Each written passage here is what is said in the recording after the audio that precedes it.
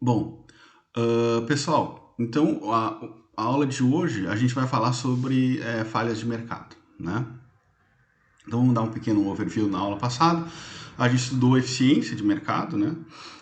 Onde a gente viu por que, né, que mercados de concorrência perfeita eles acabam gerando alocações eficientes no sentido de Pareto, né? Ou, em outras palavras, que eles acabam, no mercado de concorrência perfeita, acabam maximizando o bem-estar da sociedade, né? Seria a situação ótima, né? Bom, hoje então a gente vai iniciar falando sobre situações que impedem que esse equilíbrio, vamos dizer assim, que o ótimo de Pareto seja atingido, né? Então, nessa aula, a gente vai estar discutindo as falhas de mercado. Né? Acredito que todos sejam familiarizados, mas enfim, a gente uh, vai dando aí um review. Né? A aula de hoje, a gente vai passar muito brevemente sobre poder de mercado, né? Monopólio, e vamos falar sobre externalidades, tá ok? Bom, então, antes de mais nada, né, é importante ressaltar que para que eu tenha mercados, né, eu preciso ter direitos de propriedade bem definidos, tá? E o que significa ter direitos de propriedade bem definidos? Bom, os direitos de propriedade ele tem que atender a essas quatro considerações aqui, né?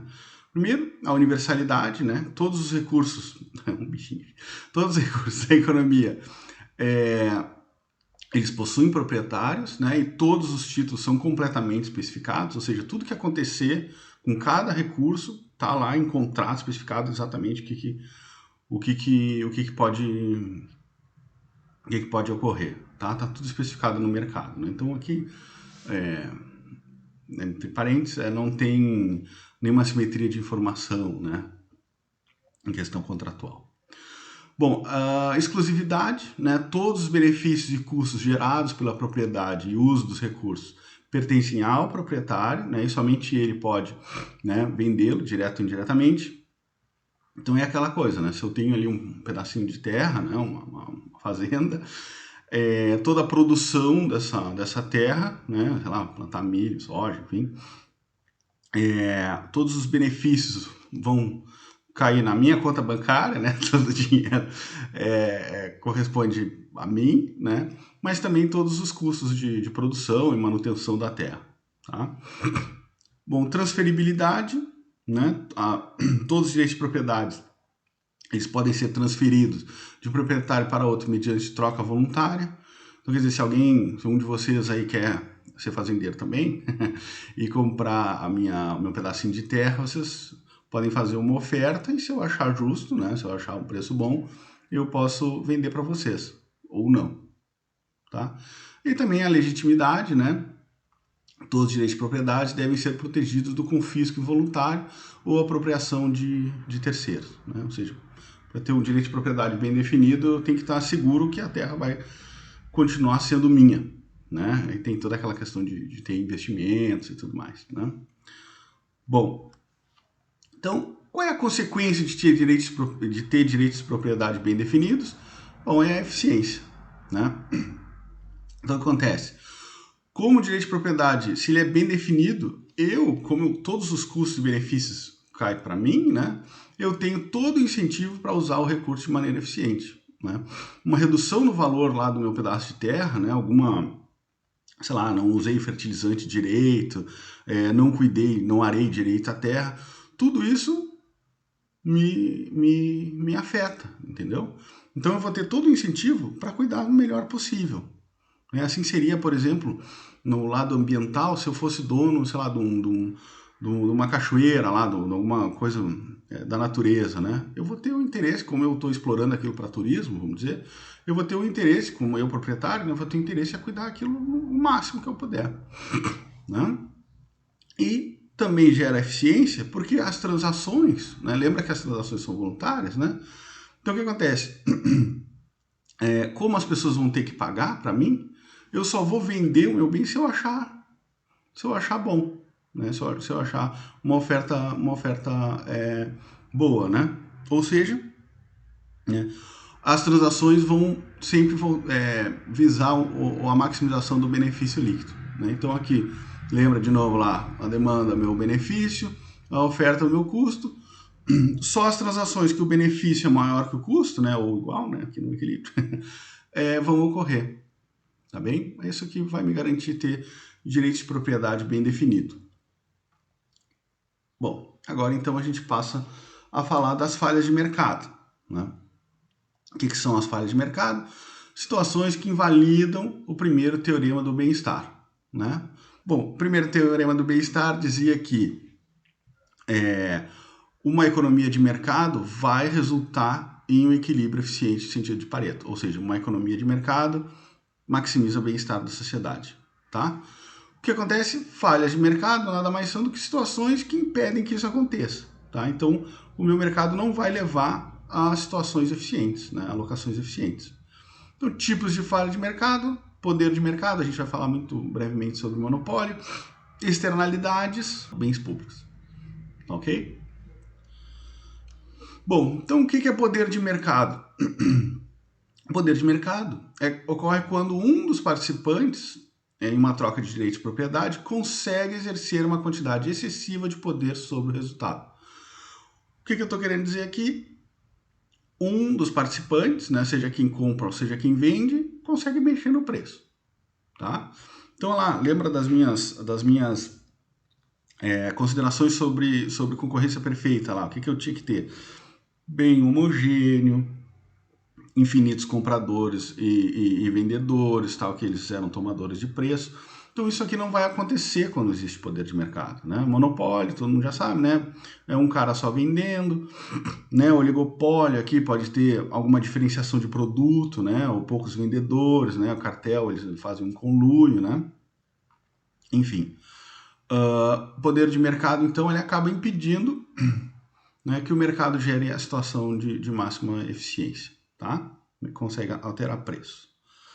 Bom, o poder de mercado, ele na verdade é resultado de barreiras à entrada, tá? Que vão impedir a concorrência, tá bem? Então, o que são essas barreiras de entrada? Podem ser restrições legais, né? Sei lá, no estado aqui, não sei, pode ser só uma indústria de aço, né? Sei lá, por causa do meio ambiente, né? Então, restrições legais, aí tem só um cara produzindo. Patentes, né? Aqui muito na indústria médica, né? Tomara que descubram a patente da vacina de uma vez. Então, o que acontece? O cara, pelo menos para aquele período de tempo que ele tem a patente, ele é o único produtor da vacina do Covid, né? Controle de recursos ou insumos escassos, né? Aqui o exemplo clássico é sempre aquela Debris, né? Que produz lá quase todos os diamantes do mundo, lá na África do Sul, né? E também barreiras geradas de forma deliberada pelo monopolista, né? Aqui o cara pode, daqui a pouco, baixar preço para evitar a competição, né? Fazer dumping, né? Enfim. Bom, e o monopólio também pode ocorrer na ausência de barreiras, né? Quando é que isso acontece? Quando existe, por exemplo, um monopólio natural. Então, uma empresa, ela pode ter lá uma vantagem de custo sobre as rivais, né? Então, se vocês lembram lá, o sunk cost, né? Quando tem custos afundados muito altos, né? O custo fixo é muito alto, pode ser que tenha só caiba uma empresa no mercado, né? Ou seja, um monopólio natural, né? Uma hidrelétrica, por exemplo, ela tem um custo muito alto de ser implementada, né? Então o que acontece? Um mercado de concorrência perfeita lá e vai acabar gerando prejuízo. Então, pessoal, situações em que existe poder de mercado, né, não vai gerar alocações eficientes, né, tanto em função das barreiras, né, da entrada, como no caso de monopólios naturais, né? Eu vou aí, se eu estipular preço igual a concorrência perfeita, eu vou acabar, inclusive, quebrando a firma, tá ok? Bom, então agora a gente começa a falar então sobre uma outra falha de mercado, que são as externalidades, né? O que são externalidades? Situações onde a produção ou consumo de um bem ou serviço afeta diretamente a utilidade ou a possibilidade de produção de terceiros que não estão envolvidos na transação. Então, o que está acontecendo aqui? Eu tenho externalidade de consumo e externalidade de produção. De consumo, é o cara lá, o vizinho de vocês, gosta de escutar os tunte-tunte, né? Até de madrugada, vocês querendo estudar. Bom, o que o vizinho de vocês está fazendo? Maximizando a utilidade dele, né? E aí, como, né, já comentando aqui, né? Como não existe um mercado para som, né? Ele acaba afetando vocês, não intencionalmente, né? Porque ele está só interessado em maximizar o problema do consumidor dele. Ao mesmo ponto, eu posso ter a externalidade de produção, né? Que é, no caso, né, o exemplo clássico aí de uma indústria de aço ao longo do rio, que afeta lá a poluição que ela causa, afeta os peixes, de modo que lá os pescadores mais adiante no rio não conseguem pescar, né? Acabam não tendo como se sustentar direito. E, de novo, a empresa ela está buscando, né, maximizar os seus lucros. E como não tem mercado aí da água limpa, né, ele acaba não intencionalmente causando esse prejuízo, vamos dizer assim, afetando a produção lá de pesca. Tá ok? Bom, e o que significa então que ele está afetando diretamente, né, a utilidade ou a possibilidade de produção? Bom, é que o efeito não é transmitido via mecanismo de mercado, ou seja, via preço. Então, de novo, né, como não existe, o que caracteriza a externalidade, né? A inexistência do mercado ou a inexistência de direitos de propriedade bem definidos, né? Como não existe mercado para o som, não existe mercado para água limpa, para o ar limpo, né? O que acontece é que eu não consigo transmitir via preços, né? Ou dentro do mercado, não consigo solucionar o problema dentro do mercado, né? Então acaba tendo esse efeito não intencional.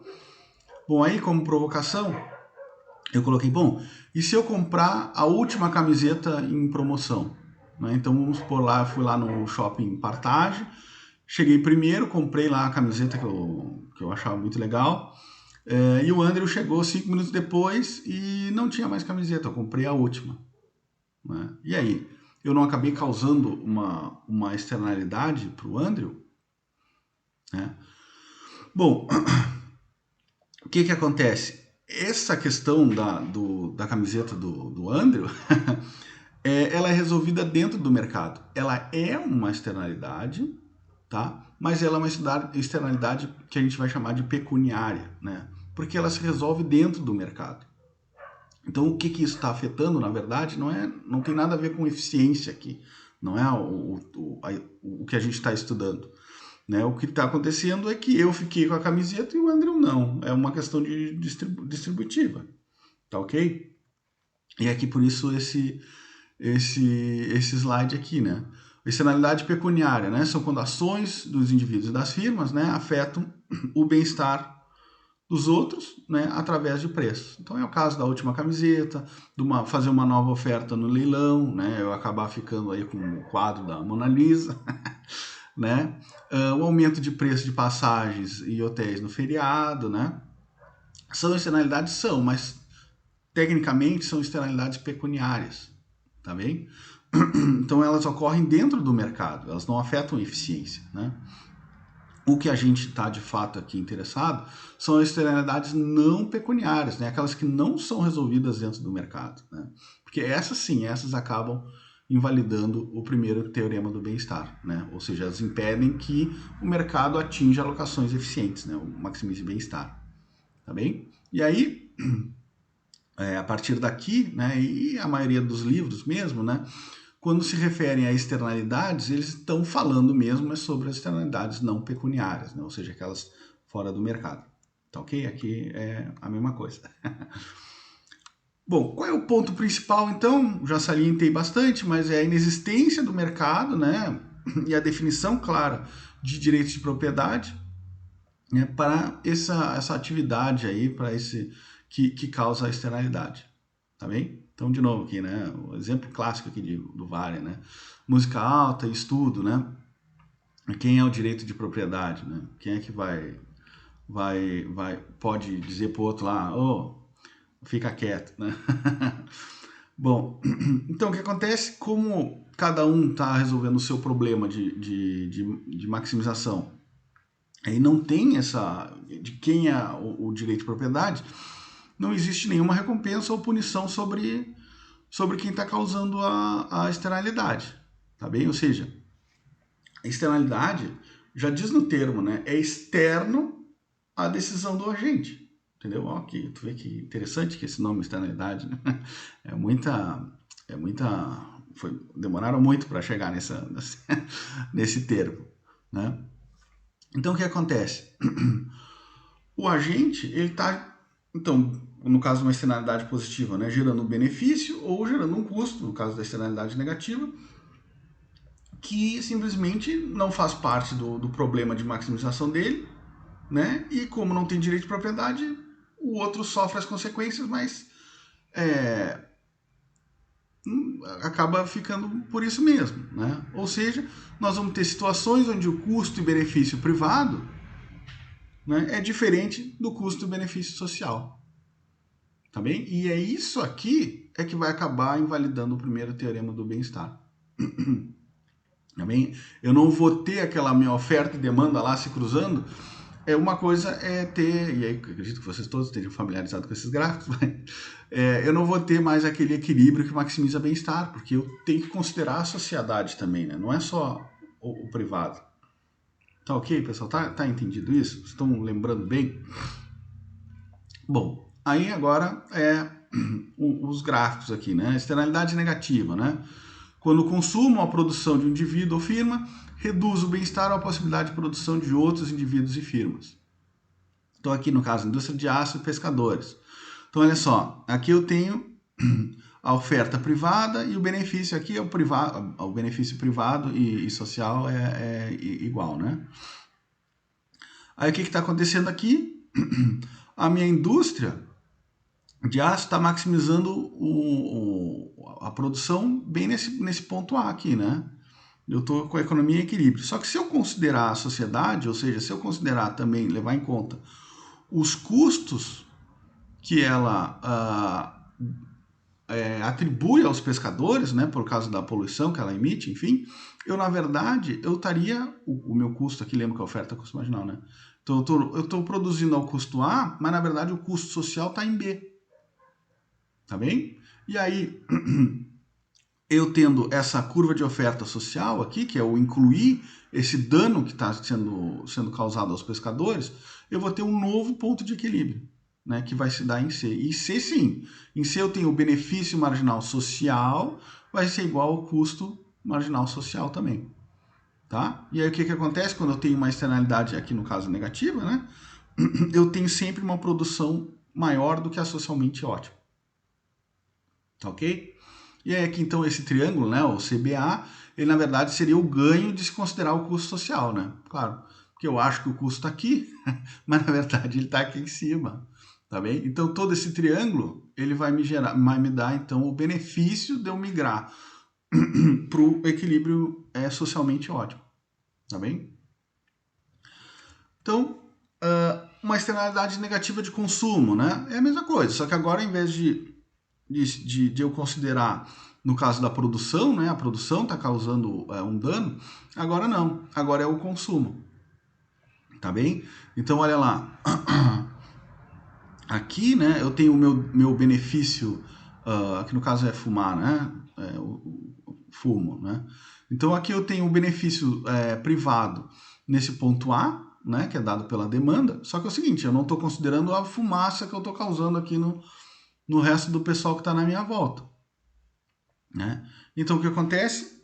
Se eu considerar esse dano aqui que eu estou causando, né, para os outros, né, que tá dano marginal esse MD aqui, né, que é invertido porque está em inglês, né, mas é o dano marginal. Se eu considerar o dano marginal que eu estou causando para os outros, o que acontece? O meu benefício social de eu estar maximizando a utilidade é na verdade bem mais baixo. Também aqui de novo eu teria uma situação de sobreconsumo, né, ou de consumir acima do socialmente ótimo. Tá bem? Então, esse aqui, de novo, o meu triângulo, né, que é a medida, né, de benefício que eu tenho de sair do equilíbrio A para ir para o equilíbrio C. Tá ok, pessoal? Vou passar um pouco rápido por isso aqui, porque eu acredito que vocês todos estejam familiarizados, né? Externalidades positivas, né?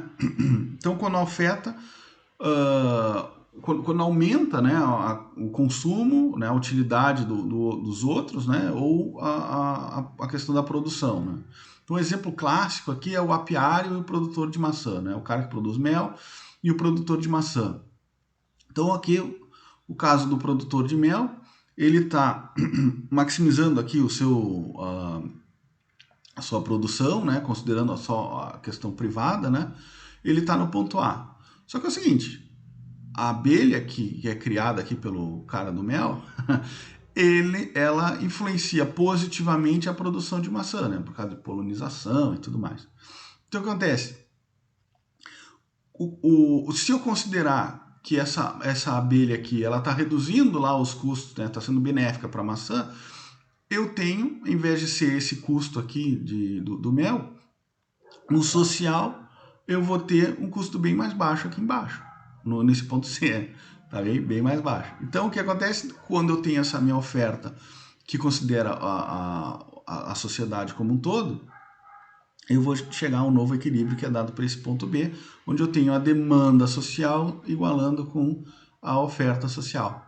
Tá bem? Então é uma externalidade positiva. O mel facilita ou reduz os custos da produção de maçã. Então por isso eu tenho uma produção mais baixa. Aqui, ó, o tamanho do benefício marginal é exatamente esse deslocamento, né? Mesma coisa do anterior, eu tinha o dano marginal, era exatamente o tamanho do deslocamento, né? Por isso que é importante que eu consiga, a gente vai falar, né? Mas eu consegui medir essa externalidade exatamente, né? Você vê que em termos práticos a coisa não é tão simples assim como esses gráficos, né? Bom, e aqui também a questão do consumo, né? Que o gráfico é um pouco diferente porque eu não tinha no livro, né? Então aqui, ó, eu tinha a demanda igual a oferta, aqui no caso, sem considerar a externalidade, por exemplo, de uma vacina, né? Agora tá todo mundo sendo... Agora não, né? Já tem um bom tempo que nós estamos sendo bombardeados para essa questão da vacina do Covid, né? Então, toma, não toma. Bom, na verdade, nem todo mundo precisa tomar. Por quê?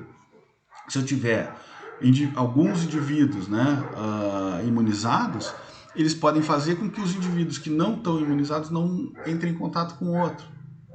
Vocês já devem ter visto isso também no CNN, né? Então, eu acabo criando como se fosse existe uma externalidade, né? Mesmo que o cara não tenha sido vacinado, como boa parte foi, a galera que ele está em contato foi, não existe essa transmissão da doença, tá bem? Mesma coisa, educação fundamental, né? O fato lá, pensando numa família bem humilde, assim, né? O fato de um filho lá ter feito a educação fundamental, ele pode passar para os pais, né, ou para os irmãos, alguns conhecimentos básicos que ele aprendeu lá, de biologia, enfim, de química, né? De fazer as contas lá, né, na hora de comprar um super, né? Então, existem as externalidades positivas. E aí, claro, né? Aqui, né? Que às vezes some a setinha, né? Aí o que acontece?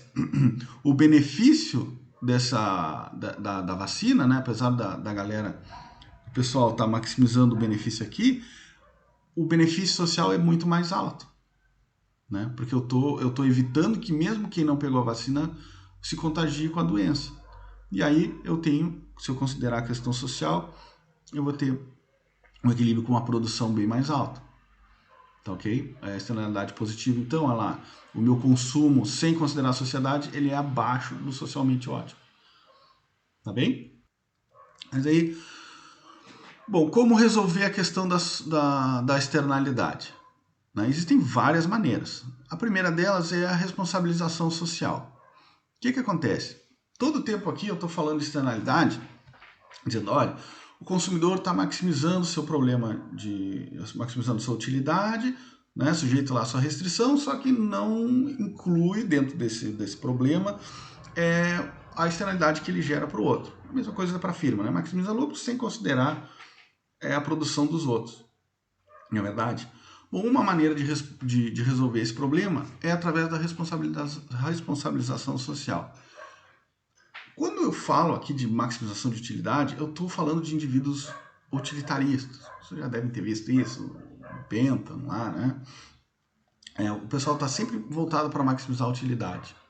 Então, a não ser que eu coloque essa externalidade dentro do problema de maximização, o cara simplesmente não vai resolver, entendeu? Ele vai deixar assim mesmo, ele vai poluir, a firma ela vai poluir e azar do pescador, né?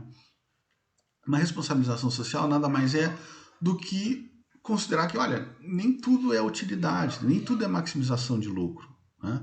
Então eu criar, por exemplo, campanhas na televisão, na internet, para que as firmas sejam responsáveis, né? Para que os cidadãos se dê por conta da externalidade, né? Aí o que acontece? Mesmo não entrando no problema de maximização, o indivíduo vai, opa, eu vou consumir menos, né? Ou a firma lá, eu vou poluir menos, tá bem? E aí, claro, né? É uma questão que não entra dentro do problema, né? Tu internaliza essa externalidade por simplesmente os indivíduos não serem utilitaristas, né? Por gerarem pensarem no coletivo por eles mesmos, tá ok? É por isso que eu falo aqui, o papel da mídia e escola em reforçar, por exemplo, a reciclagem, né? No caso da poluição mesmo, né? Então, o indivíduo, as empresas acabam fazendo reciclagem, então colocar no lixo certo, né? Essas coisas. Bom, uma outra possibilidade de solução é através do governo, né? E aí o governo, ele tem duas possibilidades de intervenção aqui, né? Então, agora, o que a gente vai falar? O governo está entrando e está tentando colocar para dentro do problema de maximização a externalidade, ou seja, está internalizando, tentando colocar dentro do problema do consumidor e da firma a internalização da externalidade, tá? Então ele pode fazer isso por regulação direta, né? Que é definir um padrão. Então, por exemplo, para a galera de pesqueira, né? Um período de defeso de X a Y, do tempo X ao tempo Y, os caras não podem pescar porque os peixes têm que se reproduzir e tudo mais, né? Então, é o governo que estabelece aquele intervalo, né? A mesma coisa vale para banir substâncias tóxicas, né? Limitar as emissões, né? Dizer que, olha, tecnologia mínima de produção, não pode pescar com determinada rede de arrasto aí, porque afeta as outras espécies e tudo mais, né? Então é o governo que está decidindo o padrão, né? E até como atingir esse padrão, né? No caso, por exemplo, das redes. E os incentivos econômicos, né? Aí o incentivo econômico, eu estou falando, é de imposto, subsídio e cota, né? Basicamente, que aí eu estou entrando dentro do problema e botando lá, né? Como, sei lá, restrição orçamentária do consumidor, o preço de cada bem mais o imposto lá que ele tem que pagar. Tá tranquilo? Aí o que acontece? Pro caso das tarifas, né? No caso da tarifa, o direito de propriedade, vamos dizer, para poluição aqui, né? Ele passa a ser do Estado. Então, o cara que quer poluir, ele tem que pagar para o governo, tem que pagar um imposto, né? E aí o que acontece? Aumenta o custo de produção, de modo que as firmas que tu pode induzir as firmas a sair do equilíbrio que não é o socialmente ótimo para o equilíbrio socialmente ótimo. Então aumentou o custo.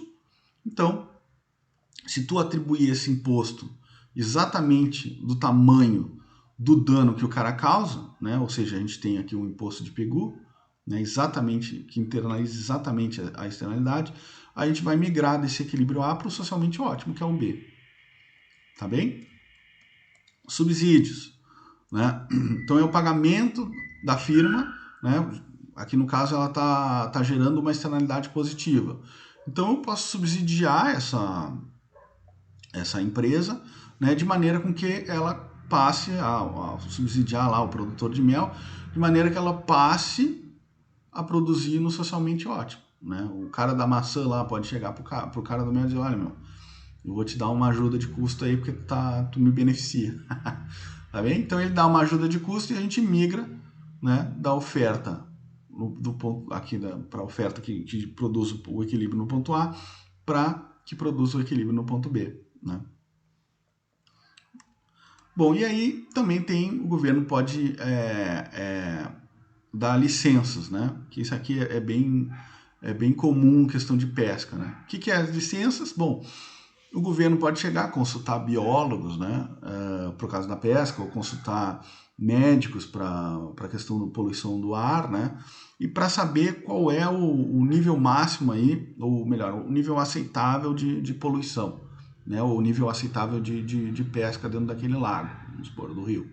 Tá? E aí ele vai lá, por essa determinação aí dos especialistas, ele diz o seguinte, olha, a oferta aqui, ó, ela tem que ser independente do preço, ela pode ir até essa quantidade aqui. Até isso aqui é aceitável, tá bem? E aí eu posso gerar aqui, ó, um custo marginal social, né? Eu posso gerar esse novo equilíbrio aqui, onde eu tenho uma produção menor, né, da quantidade, né? Eu vou ter uma externalidade menor. E aqui no caso um aumento de preço também, né? Mas a cota nada mais é do que isso aqui. Tu barrar a produção de um determinado bem. Tá tranquilo? E aí, claro, né? Aqui para esse Q2 aqui, eu vou acabar quebrando em várias cotas, né? E aí as firmas vão pode ser via leilão, né? Vai ter um mercado de leilão aqui para ver quem vai ocupar quem que vai produzir aqui até chegar no Q2. Tá bem? Bom, outra solução é a barganha.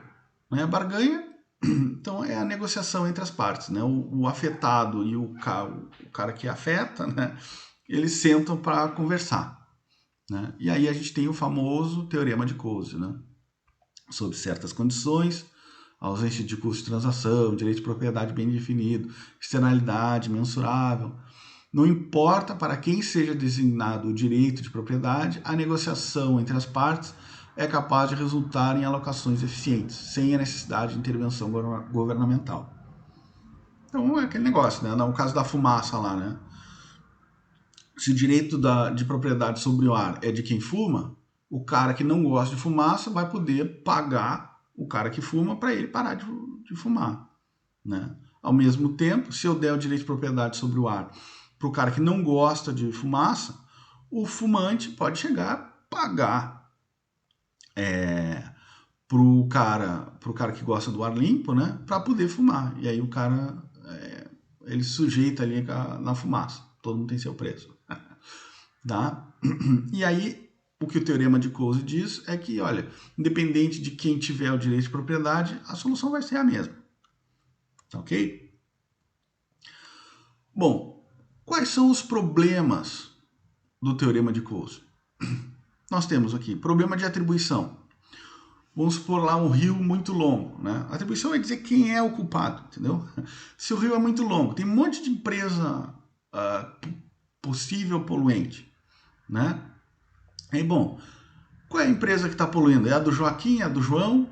Será que não está reduzindo os peixes lá na ponta simplesmente porque um predador lá, sei lá, tem mais jacaré no rio, né? Aumentou a população de jacaré e eles estão comendo peixe? Será que é de uma empresa? Qual é a empresa que está poluindo? Tá entendendo? Na prática, é difícil eu conseguir atribuir quem são os culpados. Né? A gente fala também de aquecimento global, né? E aí? Qual é a empresa que polui mais? Né? Já tem todo o problema de mensuração da poluição, né? Mas quem é que está poluindo mais? Quem é que é o culpado aí? Né? É difícil quando a gente fala em grandes números, né? Muita gente poluindo e muita gente sendo afetada, é difícil a gente conseguir atribuir a culpa, né? Bom, efeito boicote, né? Então o que acontece? Né? A propriedade compartilhada de um direito de propriedade confere a cada proprietário poder de boicote, pois todos devem concordar com a solução coasiana. Então é o seguinte, né? A firma lá, ela diz o seguinte, olha, eu quero poluir no rio, eu vou pagar os pescadores. Ok. cada pescador recebe aqui no exemplo, né, R$ 100, né, para aguentar a poluição. Ah, tá bem. Aí vai lá, tem uma fila de pescador, todo mundo aceitando. E claro, né, como o direito de propriedade é do pescador, eu preciso ter todos os pescadores concordando para que a empresa entre na produção. Cara, quando chegou o último pescador, que teve aula de setor público aqui, ou de economia pesqueira, ele vai parar e dizer, olha, então, era assim, agora não é mais. Né? Porque ele é o pivô, né? Ele é o que vai decidir se vai ter poluição ou não. Então, o preço dele não é 100, tá entendendo isso? Ele vai jogar o preço na lua. Agora é 1 milhão. Quer produzir? Não quer. Quem quer rir tem que fazer rir. Tá? Então, é o efeito boicote. O último cara, ele tem um poder muito alto aí de barganha, né? Será que a firma que vai produzir, vai gerar aqueles lucros enormes lá, vai exportar para a China, não sei o quê, será que ela não vai pagar mais de 100 pila para esse cara aqui? Será que ela não vai aceitar um valor mais alto para o último, né? Bom, o efeito free rider, né, que é o caroneiro aqui, né? Definição de caroneiro, né? Quando o investimento possui custo pessoal e benefícios sociais, os indivíduos subinvestem, né? Esse aqui é o problema do carona. A gente vai falar mais sobre isso aqui na próxima aula. Mas vamos lá. Se a solução, então agora os pescadores pagam para a firma para ela não poluir. Então tá lá, a filinha de pescador, cada um dá os 100 pila e a firma vai reduzindo a poluição. Né? Conforme vai ganhando, vai reduzindo a poluição. E aí, o último cara que assistiu, é o desgraçado do economista aqui, é o último da fila. Pô, os caras foram pagando, a empresa foi reduzindo a poluição. Chegou na vez dele, dá os 100 pila, tá, mas peraí só um pouquinho, cara. Eu vou dar 100 pila, mas meu ganho é muito marginal, a água tá praticamente limpa, nem tem redução mais de peixe nenhum. Eu não vou pagar. Tá bem? Isso do carona é isso aí. O cara disse, não vai pagar. E aí, vamos supor que é o professor aqui, que foi o último, o espertalhão. Se vocês antecipam esse meu comportamento, né, vocês vão estar dispostos a pagar os R$ 100? Já melou o negócio todo aqui, né? Já melou o negócio todo. Que vocês vão antecipar o meu comportamento. Vocês estão vendo que aqui tem muita teoria dos jogos por trás desses meus argumentos aqui, né? Vocês estão percebendo isso.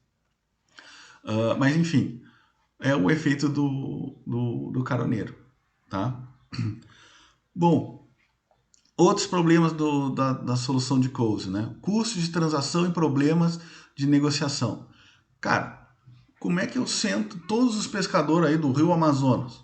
Como é que eu sento todos eles com todas as indústrias? Né? Como é que faz isso? Sabe? Os custos de transação são gigantes.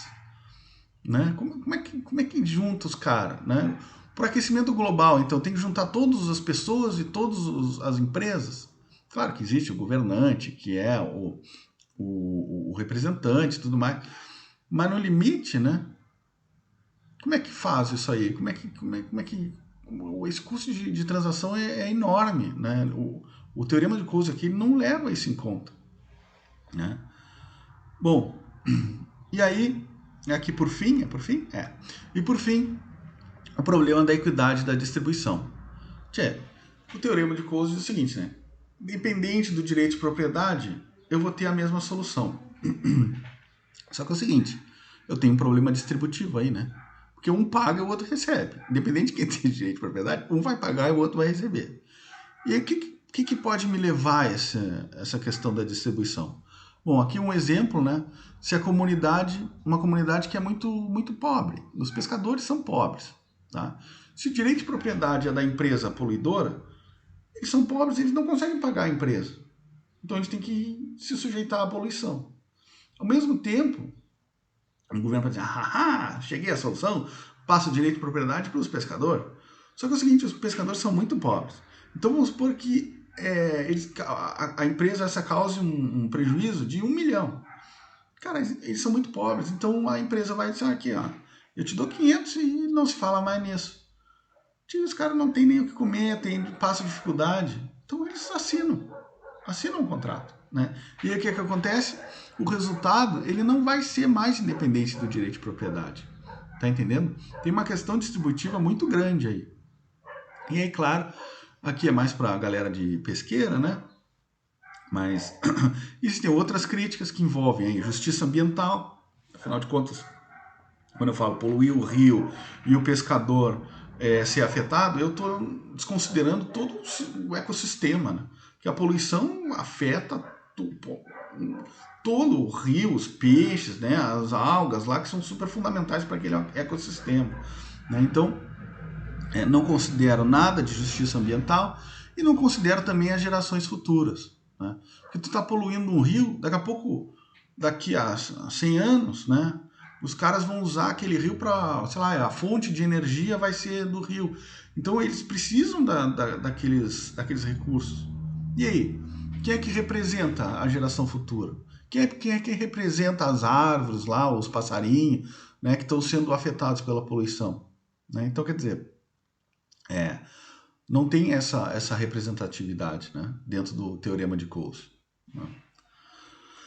E aí, pessoal, para a gente falar sobre bens públicos, a gente precisa lembrar lá da graduação. Existiam duas características que diferenciavam os bens públicos dos bens privados. Né? Uma delas é a exclusibilidade. Né? Então, um bem excludente é aquele cuja propriedade é exclusiva, isto é, se o proprietário consegue prevenir que outros o usem. Então, a exclusibilidade é um sinônimo de direito de propriedade. Né? O bem, ele é meu e consigo evitar que terceiros usufruam dele. Tá? Bom, então o que seria um bem que não é excludente? Né? Um bem que não é excludente, ele não vai ter essa característica. Então, uma vez que eu comprei esse bem, ele vai estar disponível para qualquer pessoa utilizar. Tá bem? Se ele está disponível para qualquer pessoa utilizar, significa que a pessoa não precisa pagar para usar ele. Né? Ou seja, o consumo desse bem ele não vai estar condicionado ao pagamento por ele. Tá bem? Como é que é o economês de dizer isso? Que a pessoa pega carona no consumo de uma outra pessoa, né? Acaba tendo acesso ao bem sem ter pago por ele. É o free rider, né? É o comportamento caroneiro, ok? Então é o seguinte, pessoal, pensa agora pela lógica da firma, né? As pessoas, como elas têm acesso ao bem sem necessariamente pagar por ele, ou seja, de graça, né? Por que a pessoa vai pagar, né? Por que ela vai comprar aquele bem? Não tem incentivo nenhum a comprar o bem. Então a firma que está visando lá maximizar lucro, ela também não vai querer produzir. Por que eu vou produzir uma coisa que as pessoas não querem comprar? Na verdade, basta ter um só. Não é verdade? Então o que vai acontecer? Eu vou ter alocações de mercado que são ineficientes. Tá? Ou melhor dizendo aqui, em suboferta. Né? As firmas, como as pessoas não vão estar dispostas a comprar, elas não vão estar dispostas a produzir. Em outras palavras, lá voltando para a nossa primeira aula, eu tenho que o benefício marginal social não vai ser igual ao custo marginal privado. O custo marginal é o preço. As pessoas não estão dispostas a pagar o preço, né, do preço do bem. Então, para que a empresa, a firma vai produzir? Eu vou acabar tendo alocações ineficientes. Tá ok? O fato de um bem ser não excludente é uma dos pontos centrais para eu gerar alocações ineficientes no sentido de Pareto. Tá tranquilo? Bom, outra característica é a rivalidade. Né? Um bem é dito rival quando o seu uso, o seu consumo, impede ou limita a quantidade consumida por outro. Então, o bem rival é aquela ideia do que é meu, o que é teu. Se eu tenho lá o meu sorvete, né? Se vocês comerem o meu sorvete, tem menos sorvete para mim. O sorvete é um bem rival. Acredita em mim, vocês não vão querer comer do meu sorvete. Tá aí? Estamos entendidos disso aí, pelo menos? Bom, então, quando um bem é não rival, significa o quê? Que todas as pessoas podem consumir esse bem e ele não se exaure. Ou seja, ele não é escasso. Tá tranquilo? E quando um bem não é escasso, qual é o custo de eu ter mais uma pessoa consumindo esse bem? O custo custo é zero, né? Então, eu adicionar uma pessoa a mais, o custo é zero, não tem escassez. Tá tranquilo? Se o custo marginal é zero, lembra lá, alocação eficiente, eu tenho preço igual ao custo marginal. Não é verdade? Então, se eu cobrar, se a firma lá cobrar um preço positivo, eu estou gerando ineficiência de mercado. Tá tranquilo? Porque a alocação eficiente seria o preço zero. Então, eu vou ter subconsumo com preço positivo. Tá bem isso, pessoal? Então, o fato de bens não rivais não serem escassos faz com que eu tenha também alocações ineficientes no sentido de Pareto. Tá bem? Então, tá chovendo aqui bastante, espero que não esteja atrapalhando. Tá? Então, existem poucos bens que são puramente não rivais. É só uma observação, né? Muitos apresentam a característica de congestionamento. Então, um exemplo clássico aqui é essa Avenida Itália aí que liga o cassino ao centro de Rio Grande. Então, um horário normal, que não seja de pico, pode livremente lá entrar na Avenida Itália e ir para a FURG assistir a aula do professor Tio. Garanto que vocês estão com saudade, né? Só que experimenta ir ali a 1h30, um pouco antes das 2 horas. Vê se não está totalmente congestionado. Vê se o fato dos carros que estão ali não impede que vocês acessem a Avenida Itália. Não é verdade? Então acaba criando essa rivalidade, né? Essa estrada acaba se tornando rival, tá bem? Acaba se tornando escassa, em outras palavras. Tá joia? Bom, então, resumindo aqui, né, as características, né, dos bens, eu tenho os bens privados, que são bens rivais e excludentes, né? Eu tenho os bens de clube, né, que são não rivais e excludentes. Então, um exemplo aqui, ó, por exemplo, aqui está a ponte, piscina e TV por satélite, né? Então, a ideia aqui, por exemplo, ponte e piscina, que eu tenha, por exemplo, um pedágio ali, eu tenho que pagar para ter acesso. Então, pelo fato de eu ter que pagar para ter acesso, esses bens são excludentes, né? Mas ao mesmo tempo, o fato de eu estar atravessando a ponte, o fato de eu estar na piscina, o fato de eu estar vendo TV, não impede que vocês vejam também, tá? Por isso que são os bens de clube, né? O exemplo aqui mais moderno é o próprio Wi-Fi, né? Ele é excludente, porque, por exemplo, aqui o Wi-Fi aqui de casa tem senha, né? E ó, a senha não é tão barbada quanto a senha dos arquivos zip lá dos capítulos do livro, tá? Mas o Wi-Fi, ele também é não rival. O fato de eu estar usando aqui não impeça, caso vocês venham me visitar, tragam cerveja, viu?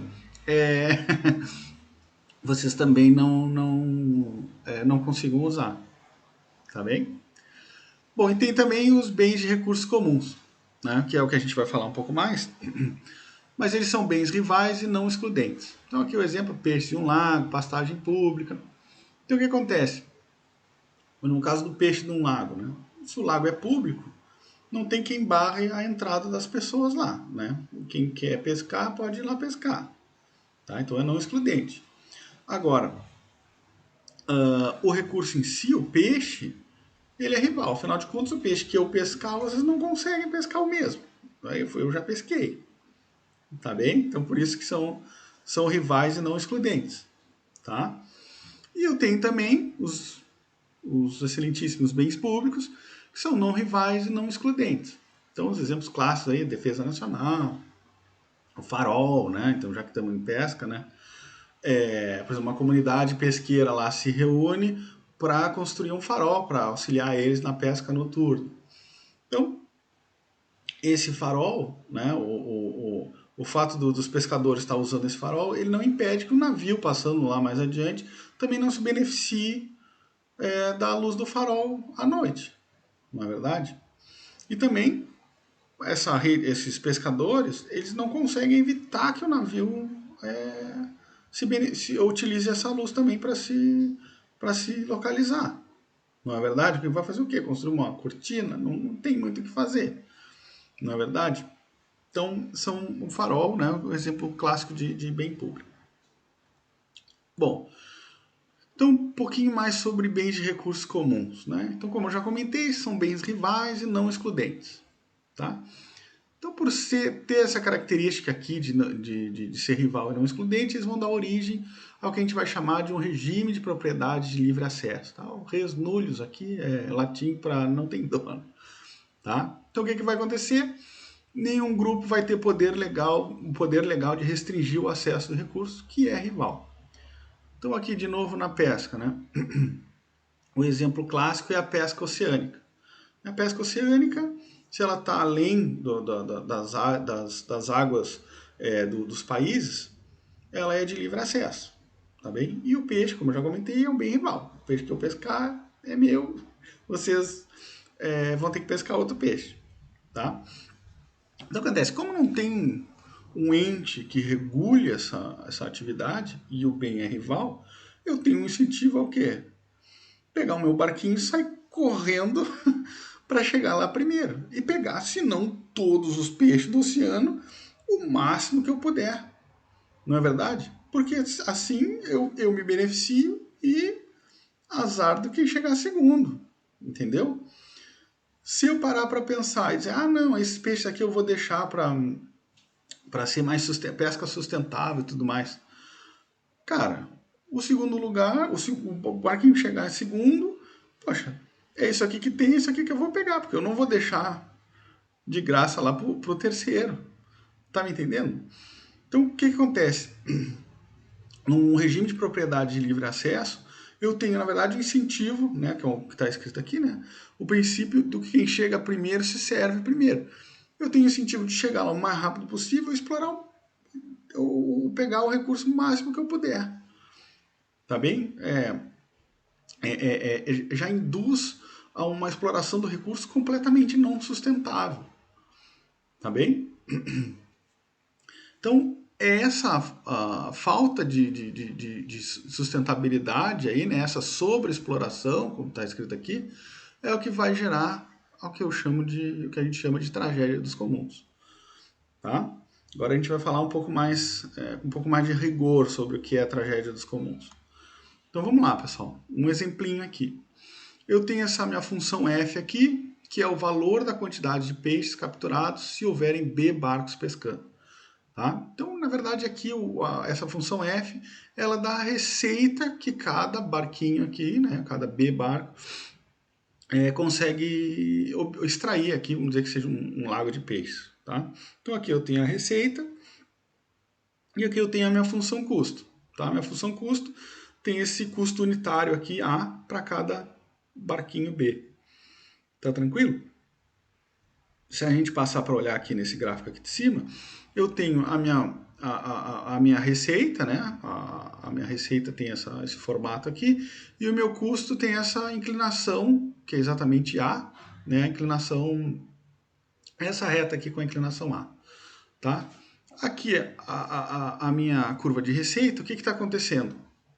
Conforme eu vou adicionando barcos aqui, ó, eu vou obtendo cada vez mais receita, só claro, a uma taxa decrescente, tá? Até que eu vou chegar num ponto aqui em cima, onde o que está acontecendo? Eu estou chegando meio que no limite do meu laguinho lá, né? O limite da minha quantidade de recursos, lá de quantidade de peixes. A partir do ponto aqui de máximo, né? Peraí que sumiu uma coisa. A partir desse ponto de máximo aqui, o que vai acontecer? Quanto mais barcos eu for adicionando, menor vai diminuindo a capacidade de receita de cada barco. Tá tranquilo isso aí? Então, vamos lá. Se eu tenho direito de propriedade bem definido, né? O que significa ter direito de propriedade bem definido? Bom, aí eu vou buscar o máximo da eficiência, lá, aula número 1, né? Tenho todos os incentivos para buscar o máximo da eficiência. Então, o que eu vou fazer? Eu vou maximizar lucro. Então, maximizar lucro, eu tenho a minha receita menos o meu custo. Tá bem? Se eu derivar em relação à quantidade de barcos aqui, eu vou ter o quê? A derivada da função receita, que eu chamo de receita marginal, vai ser igual ao meu custo marginal, né? A derivada da função custo. Tá? Esse é o meu ponto de eficiência aqui. Tá? Pois bem, aí para a gente interpretar esse resultado aqui, né, a gente precisa lembrar de o que é a derivada de uma função. Né? Então, a derivada de uma função nada mais é do que a inclinação dessa função. Tá? E o que eu estou dizendo com receita marginal igual a custo marginal, em termos gráficos, é que, olha, a inclinação, no ponto de maximização de lucro, a inclinação da minha função de receita tem que ser igual à inclinação da minha função de custos. Tá bem? Em outras palavras, aqui, essa aqui seriam os pontos onde a inclinação são iguais. Ou seja, se eu traçar uma reta aqui, ó, bem nesse ponto, ela vai ser exatamente paralela à minha reta de custos. Tá bem? Se não está conseguindo visualizar direito, não tem problema. A gente tem um gráfico aqui embaixo, que ele tem exatamente a inclinação da minha função receita, tá? Que ela vai diminuindo, né? Quanto mais barcos eu tenho, menor a minha receita cresce, né? Porque está acima do zero, né? Cresce, mas é uma taxa decrescente, até que eu chego no ponto de zero aqui, que é exatamente quando a minha derivada é igual a zero, né? O ponto de máximo, né? E a partir daqui, a minha receita marginal passa a ser decrescente, tá bem? Passa a ser decrescente aqui. Tranquilo? E aqui, claro, eu tenho a inclinação da minha função custo, que é constante, né? É exatamente o A. O meu custo marginal aqui é exatamente o A, a inclinação da função custo. Tá? Então, nesse ponto aqui, ó, que é onde a inclinação da função receita, ou seja, a receita marginal, vai ser igual à inclinação da função custo, ou seja, o meu custo marginal. Quando elas se cruzam, onde elas são iguais, então eu tenho o meu ponto de lucro máximo. Tá? Ou, em ainda outras palavras, este ponto aqui é exatamente onde a distância do custo para a receita é máxima. Tranquilo? Pois bem, e aí o que acontece se eu tenho um regime lá de livre acesso? Se eu tenho um regime de livre acesso, a minha economia vai tender a ter lucro igual a zero. Tá? Aqui a gente fala lucro, porque estamos já no curso de economia, mas a maneira talvez mais correta seria dizer que é lucro econômico igual a zero. E aí vocês devem se lembrar que lucro econômico considera custo de oportunidade. Né? Então, por exemplo, se a poupança rende mais do que a atividade pesqueira, eu vou botar o meu dinheiro na poupança, não vou pescar. Tá bem? Só que quando eu tenho um lucro igual a zero, o que significa? Quer dizer, se eu tenho um lucro positivo, o que de fato significa? Que a atividade pesqueira é a que mais me dá retorno em comparação com todas as outras atividades que eu posso exercer. Tá? Então, se o lucro é positivo, significa que quando eu entrar lá, eu vou ganhar dinheiro. Tá bem? Só que é claro, quanto mais gente vai entrando, mais achata o meu lucro, até que esse meu lucro vai ser igual a zero. Tá? E aí eu vou estar em equilíbrio. Eu não tenho mais um incentivo a botar dinheiro na poupança, a fazer uma padaria, né, a mudar de atividade. Tá bem? Vou estar num ponto indiferente aqui. Tá ok? Então, no livre acesso, o meu recurso vai ser explorado até que o lucro seja igual a zero. Tá? Então, aqui eu tenho lucro igual a zero, significa receita igual ao custo. Tá? Receita total igual ao custo total. Aí, só passando o B dividindo, o que eu tenho? A receita média, né, vai ter que ser igual ao meu custo marginal. Tá bem? Então, olha só. Quando é que a receita, que é F de B, vai ser igual ao custo total? No ponto que eles se cruzam, não é? Beleza? Aqui é o ponto de lucro igual a zero. Que vai ser exatamente onde a minha receita média vai cruzar com a minha reta de custo marginal. Tá bem? Então, vocês percebam, lembra que aqui o eixo é o B de barco, né? Opa! Lembra que aqui o meu eixo é o B de barco, não é verdade? Então, aqui, ó, eu vou ter muito mais barco do que o ótimo da economia, né? O meu ponto de eficiência. Né? Meu ponto de ótimo aqui. Vou ter muito mais barco do que o ponto de ótimo. Então, significa que aqui eu estou explorando muito mais peixe, estou pegando muito mais peixe do que o ótimo do que seria eficiente. Tá tranquilo isso? Então, pessoal, esse ponto aqui, para o pessoal que está em pesqueira, a gente ainda não falou. Mas esse ponto aqui pode ser que ele não seja sustentável. Né? Ou seja, eu posso estar capturando peixes aqui de maneira que a população não consegue se multiplicar a ponto de eu manter esse nível de exploração. Né? Ou seja, não é sustentável. Tá bem? E aí eu acabo com a tragédia dos comuns. Por que é a tragédia dos comuns? Porque se superexplora o recurso de maneira que todo mundo sai perdendo. Tá tranquilo? Daqui a pouco ninguém mais vai ter o pasto lá para as vaquinhas pastar. Ou aqui no caso, nenhum barco vai ter mais peixe para pescar. Tá? E aí só um parênteses aqui. Vocês percebam que a gente estuda em economia o quê? Sempre está num ponto de ótimo, né? Então, o que eu estou dizendo aqui, de certa maneira, é que o economista, aquele mesmo de cartolinha, saquinho de dinheiro na mão, né? Explorador e tudo mais.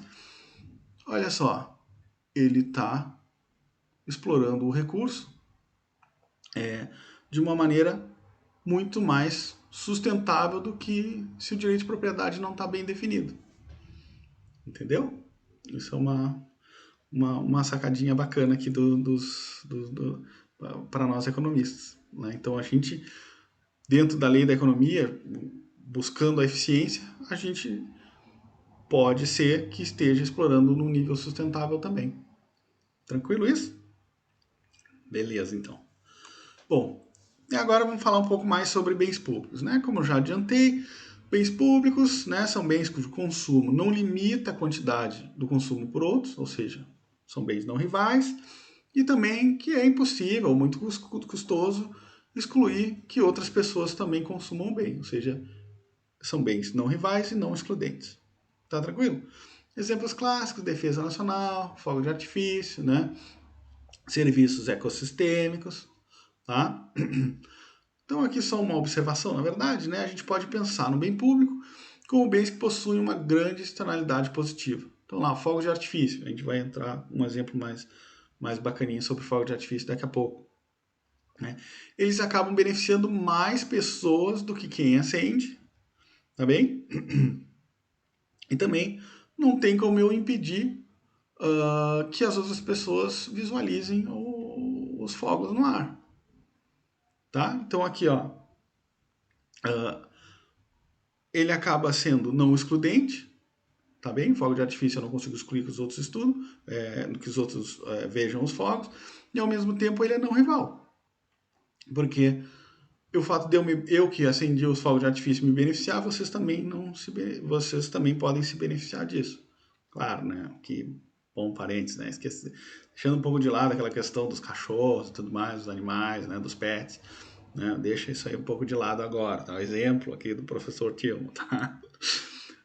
Bom, e aqui, claro, por ironia, né, um belo exemplo de bem público é um bom governo, né? Porque um bom governo, né, ele beneficia mais do que o governante, né? Ele faz um bem para todo mundo, né? Fazendo lá uma gestão eficiente, que seja responsável, né? Que não seja corrupta e tudo mais, né? E também ele acaba beneficiando todo mundo, tá ok? Então, um exemplo ótimo de bem público é exatamente ter um bom governo, né? Um bom setor público aqui.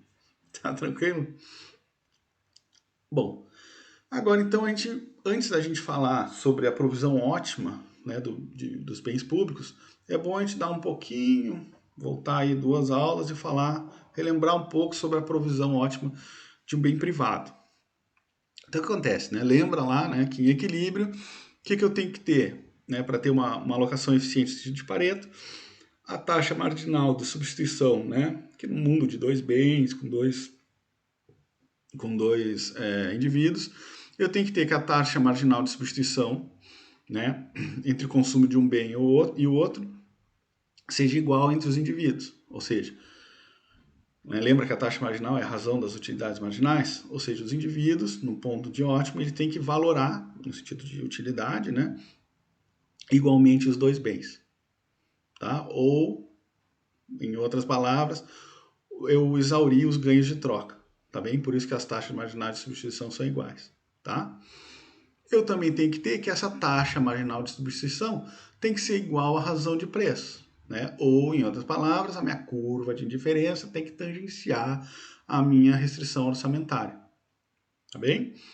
E também a gente viu lá no equilíbrio geral que a inclinação lá das minhas curvas de diferença, né, ou seja, a taxa marginal de substituição, ela tem que ser igual à taxa marginal de transformação, que era lá a inclinação da minha função de possibilidade de produção. Tá bem? não lembrou direito, é bom dar uma olhada lá atrás, tá? E só para falar também, né, tem que lembrar que essa taxa marginal de transformação vai ser a razão dos custos marginais também, tá? Bom, então o que acontece? Apesar de eu ter as taxas marginais de substituição sendo iguais aqui no equilíbrio de eficiência de Pareto, isso não significa que os indivíduos não possam ter diferentes gostos, né, ou diferentes formatos de curva de demanda, tá bem? Então o que acontece aqui, né, nesse exemplo, né, eu tenho aqui é sorvete, né? Eu tenho a demanda do bem, né? Bem Jerry, super uau. Né?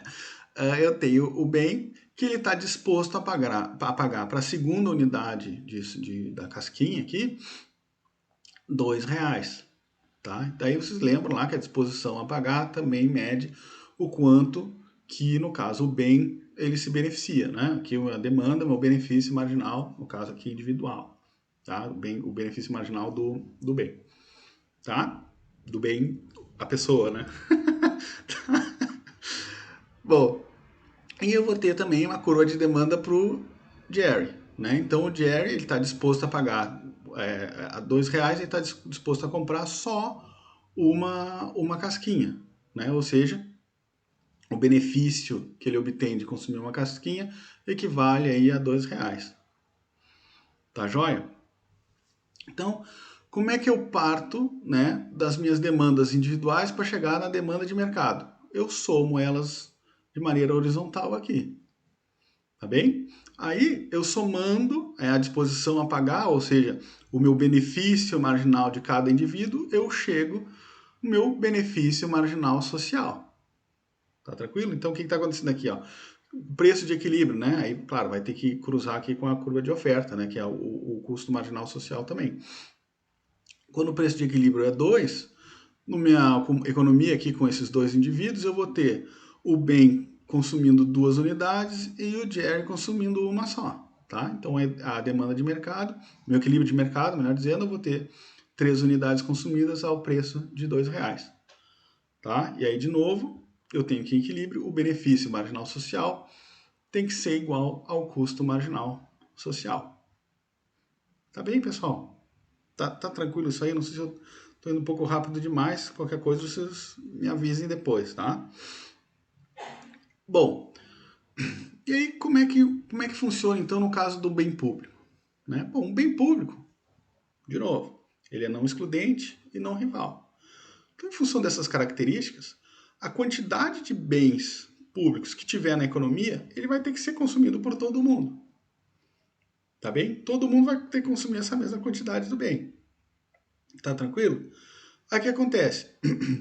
Claro, não é porque todo mundo tem que consumir a mesma quantidade que todo mundo vai se beneficiar, ou vai demandar, ou vai estar disposto a pagar a mesma quantidade por essa quantia. Tá tranquilo? Ou seja, eu vou ter formatos da curva de demanda diferentes.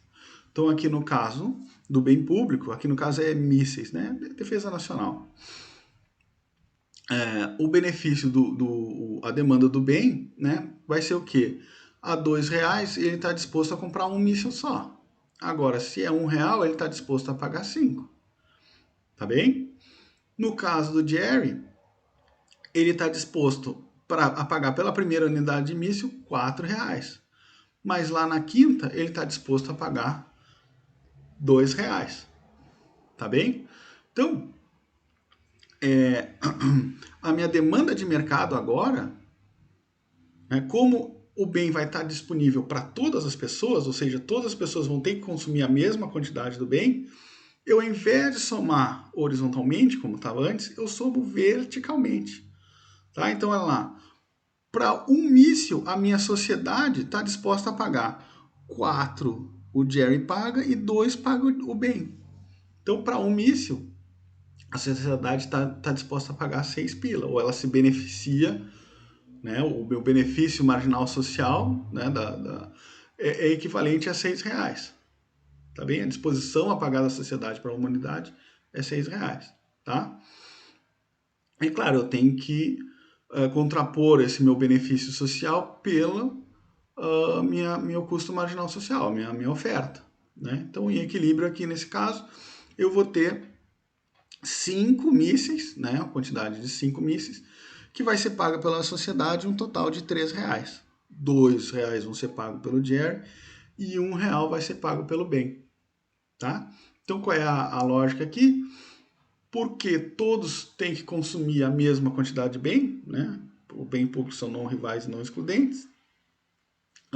Eu vou somar as demandas de maneira vertical, tá bem? Para chegar no meu benefício marginal, eu somo elas verticalmente, tá?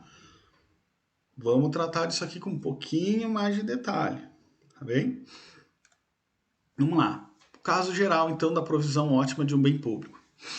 Tá? Então, aqui numa economia, eu tenho dois indivíduos, né, que eles podem consumir um bem privado, que é o bem X, e um bem público, que é dado por esse G aqui. Tá? G perfeitamente divisível. Vamos considerar que o preço do bem privado é 1, né, para facilitar nossas contas, e que o custo, né, de prover o bem público é dado pela função custo C aqui. Tá? Então, o que acontece? Bom, para eu ter uma alocação eficiente no sentido de Pareto, o que é uma alocação eficiente no sentido de Pareto? Andrew, é a situação em que eu não consigo melhorar uma pessoa sem piorar outra. Não é verdade? Tranquilo. Então, para eu chegar numa alocação eficiente no sentido de Pareto, eu preciso ver, né, o quanto que o indivíduo 1, qual é o máximo de utilidade que o indivíduo 1 pode chegar, considerando que o indivíduo 2 está constante. Tá bem? O meu problema de maximização aqui é exatamente encontrar uma alocação eficiente de Pareto. Então, o que eu estou dizendo? Eu quero saber qual é o máximo de utilidade que o indivíduo 1 pode chegar, dado a utilidade do indivíduo 2, né, que é essa primeira restrição aqui, né, que vai estar constante em algum ponto. Tá bem? Porque nesse ponto aqui eu não tenho para eu melhorar o 1 só se eu baixar o 2. Tá bem? Então eu vou ter uma alocação eficiente de Pareto aqui, tá? E, é claro, a segunda restrição orçamentária, cadê minha flechinha? Tá aqui. O que significa? Olha, a quantidade de bem privado que meus indivíduos consomem e a quantidade, o custo aqui do bem público, ele tem que estar dentro da minha caixa de Edward, tá? Esse W1 aqui, na verdade acho que é um ômega isso aqui, né? Ele vai dar, são as minhas dotações iniciais, tá bem? Vai dar o tamanho da caixa. Então, em equilíbrio, eu tenho que ter uma alocação eficiente de Pareto, mas restrito para essa alocação tá dentro da minha caixa. Tá bem? O tamanho da caixa é dado pelas alocações iniciais. Lembram lá? Vamos seguir. Agora, daqui para cá, daqui para o próximo slide, é só o problema de maximização. Tá? Então, eu ponho aqui no Lagrangiano, maximizar a utilidade do carinha 1, sujeito lá, o carinha 2 está constante, e sujeito a estar dentro da caixa. Tá? Bom, aí eu tenho aqui minhas condições de primeira ordem, né? Derivei em relação a x1, derivei em relação a x2, derivei em relação à quantidade do bem público. Aí eu tenho aqui, então, a utilidade marginal para o carinha 1 do bem privado é mi, né? Enfim, aqui é matematiquês, tá? O que acontece? Eu tenho essa minha terceira condição de primeira ordem aqui, né? Que é essa daqui toda, né? O que acontece? Matematiquez aqui, né? Se eu dividir por mi, o que eu vou ter aqui, tá? Se eu dividir esse cara aqui, ó, por mi, eu vou cortar esse mi com o mi que eu estou dividindo, tá bem? Então eu vou ficar só com o custo marginal, aqui, né? Custo marginal de fornecer o bem público, tá ok? Se eu dividir este cara aqui por mi, eu tenho que me lembrar que mi é igual a menos lambda, que multiplica a utilidade marginal do bem privado por carinha 2, tá? Então eu vou poder, como esse menos com menos fica mais, né? Eu posso cortar os dois lambda, tá bem? E aí eu vou ficar com a utilidade marginal, eu vou ficar com a utilidade marginal do bem público divididos pela utilidade marginal do bem privado, tá? Que é exatamente o que eu estou aqui, tá? E aqui já, spoiler, né? É exatamente a minha taxa marginal de substituição do bem público para o bem privado, tá? E nesse primeiro termo aqui, se eu dividir esse cara por mi, eu tenho que me lembrar que mi é exatamente a utilidade marginal para o carinha 1 do bem privado. Ou seja, eu vou ter exatamente essa expressão aqui, tá? Que é correspondente, né, à taxa marginal de substituição do bem público para o bem privado do carinha 1, tá? Então, o que está acontecendo aqui? Na minha provisão ótima do bem público, eu preciso atender essa condição aqui, que é a soma das taxas marginais é igual ao custo marginal de provisão do bem público. Lembra lá, antes, há 2 slides atrás, o que eu tinha quando eram bens privados? Eu tinha que a taxa marginal do carinha 1 tinha que ser igual à taxa marginal do carinha 2, que tinha que ser igual ao custo marginal do bem lá. Na verdade era a razão de preços, tá? Mas lembra que eu supus que um dos preços era 1, então eu vou ter que ter o custo marginal de um dos bens aqui. Tá? Espero não ter confundido vocês. Então aqui só um resultado mais amplo, aqui você não precisa se importar com isso, tá? Na verdade é o somatório das taxas marginais de substituição, se eu tiver mais do que 2 indivíduos, né? Vai ter que ser igual à taxa marginal de transformação. Tá? Que lembra lá, era a razão dos custos marginais.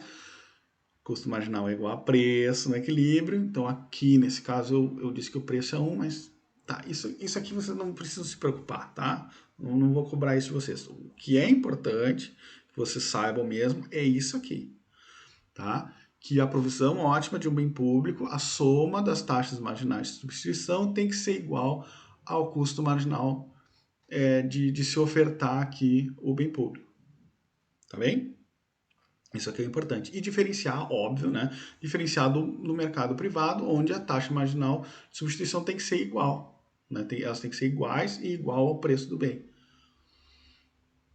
Tá bem? Tranquilo isso? Então, em outras palavras, uma análise gráfica aqui, ó, eu tenho as somas das taxas marginais de substituição, tem que ser, né, o que vai dar aqui, ó, a minha soma das taxas marginais de substituição, tem que ser igual ao custo marginal de prover o bem público, tá? Que é a quantidade de bem público, que eu tenho a taxa marginal de substituição.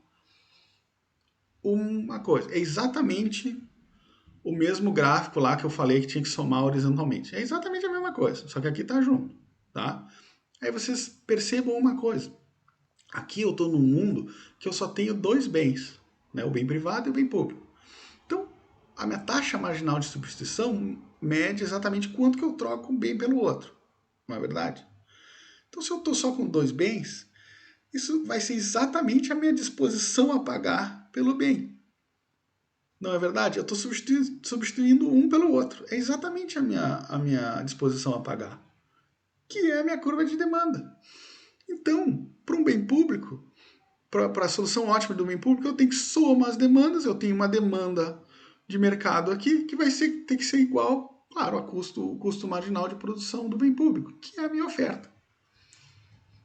Tá tranquilo isso?